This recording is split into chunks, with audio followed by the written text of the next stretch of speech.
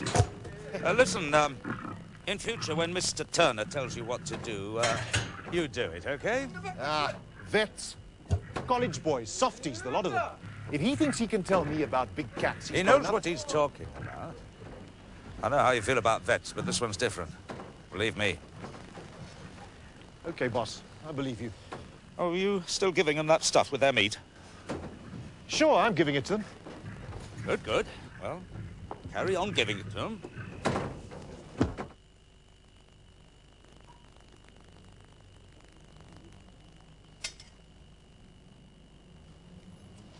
Thank you, Ethel.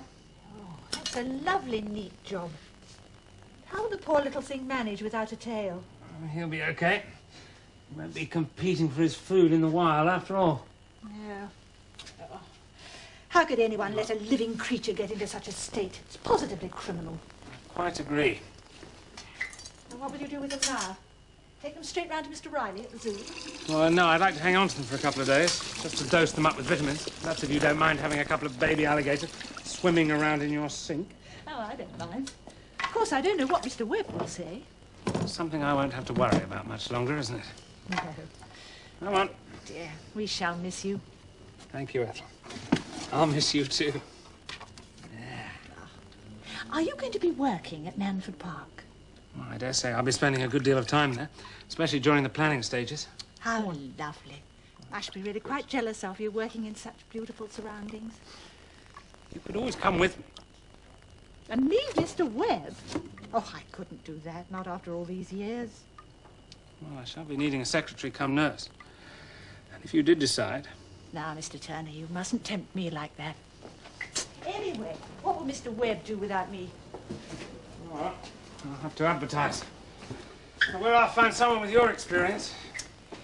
You know, if it weren't for Mr. Webb, I would be thrilled to. Oh, dear. Mr. Turner, I hope you won't think I'm speaking out of turn. What? You are sure you're doing the right thing, ending the partnership? Yes, Ethel, I'm sure. Only it is a very big step. I know. But it's not a spur-of-the-moment decision, I promise you. I've given it a good deal of careful thought. Oh, good. And I was afraid it might be because Mr. Webb... Well, you must know by now, as well as I do, that his bark is very much worse than his bite. Oh, dear. I suppose that's rather a funny thing to say about a vet, isn't it? Yes. Thank you, Ethel. I appreciate your concern. Oh, and thanks very much for staying on late to help me with our little friend there. Oh, that's perfectly all right. It's been a busy day. Yes. Why don't you go home now? I'll see to everything here and lock up. Would you? Thanks. Good night. Good night, Mr. Turner. Hello? Hello?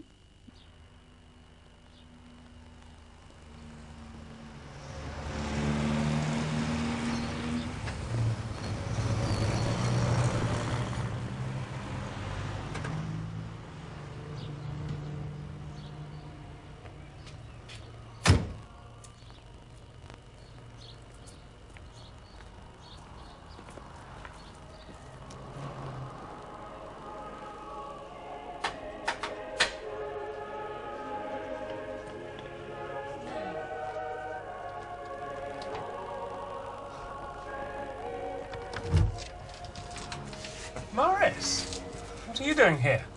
Well, I was passing, so I thought I'd just drop in for 5 minutes.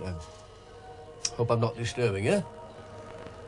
Oh, please, come in. Thank you. In fact, if you hadn't, I'd probably have fallen asleep.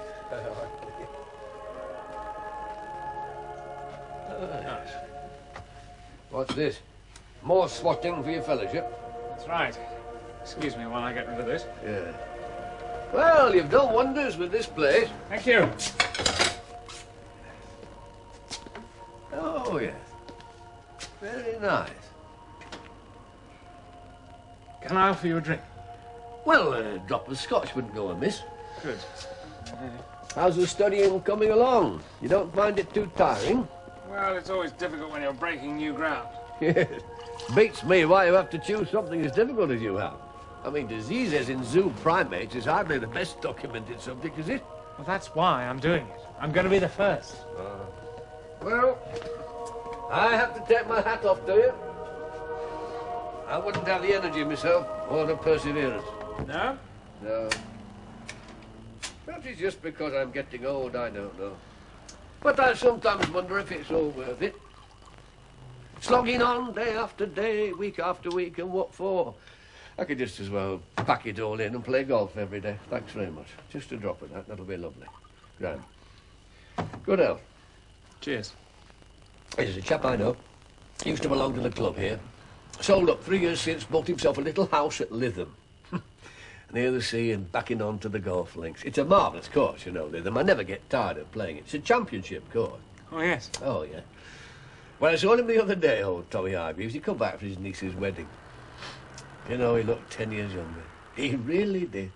Having the time of his life, he said. Wished he'd had the sense to do it years ago. I couldn't think like that, I'm afraid. There's too much I want to do. Yes, but when you get to my age, it's very tempting, I can tell you. Very tempting. Yes.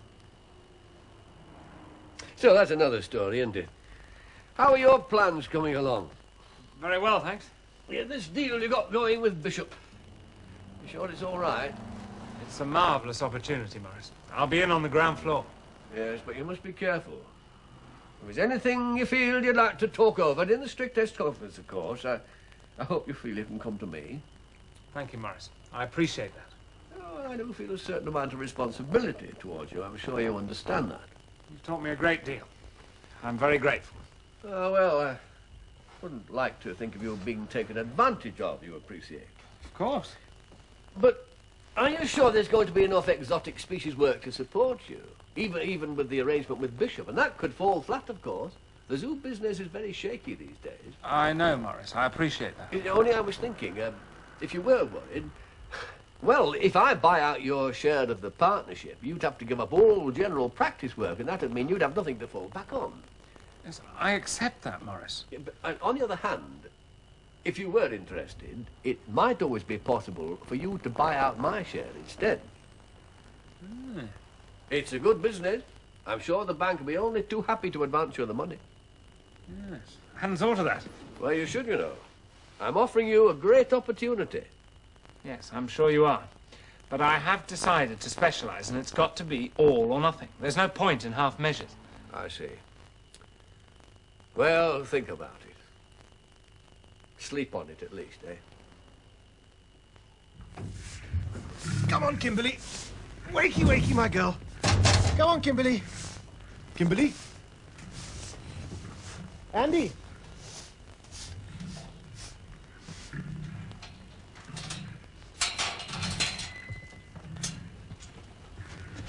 Kimberly?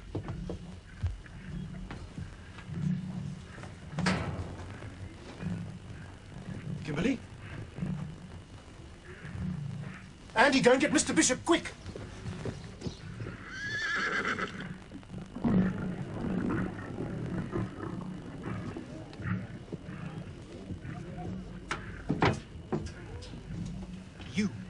You did this. Just keep off, man. Fritz. Was she like this when you found her? More or less. She was out cold, but she was shaking all over. Trembling. Convulsions. Yeah, I suppose that's what you would call it, you and your bloody powder. Listen, that powder was vitamins and minerals. The other lines are okay, aren't they? Yeah, sure. I reckon you've done for Kimberly, though. She's not dead yet.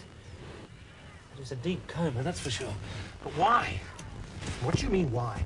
It's obvious why, man. You poisoned her, that's what you've done. Listen, how many... Just be quiet, please.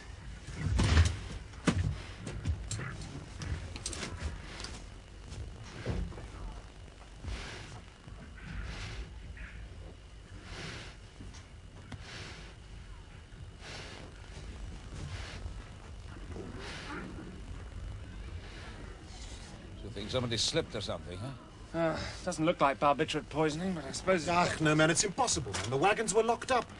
And she was okay when I put her down last night. What's that? Something to counter the effects of shock. Shock? What are you talking about, man? You don't think it's because someone tried to frighten her, do you? I'm not talking about that sort of shock. I'm talking clinically. Can you save her?